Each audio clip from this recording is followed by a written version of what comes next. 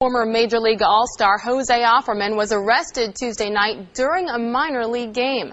Offerman, now a 38-year-old shortstop with the Long Island Ducks of the Independent League, charged the mound after being hit by a pitch in the game against the Bridgeport Bluefish.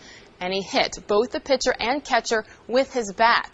Here's a picture of exactly what happened out there. Offerman was ejected from the game and arrested minutes later in the clubhouse. We now welcome in Captain Lynn Kerwin, a commander of criminal investigations for the police department in Bridgeport, Connecticut. Captain Kerwin, thank you for joining us. First of all, I know you were not actually at the game. Other officers in your department were there. What did they say? How did they describe what went down?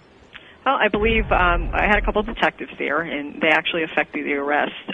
What we have is it was the top of the second inning of the game. The Long Island batter, who was Jose Offerman, was hit by a pitch in the calf. At that point, he ran actually at the pitcher and attempted to swing at the pitcher's head. At that point, the Bluefish catcher, tried to intervene, and he was struck in the back of the head, possibly suffering a concussion. Offerman then continued to swing at the pitcher, and he did strike the pitcher's hand at one point, and this time we believe he may have sustained a broken finger. You know, the game was delayed for about 20 minutes because of the melee, and then, as I said earlier, Offerman ejected from the game, arrested in the clubhouse. What did officers say was his reaction when they entered the clubhouse? At that time, the situation had cooled, so he offered no resistance. He was actually allowed to change back into his street clothes, and he was, at that point, cooperative.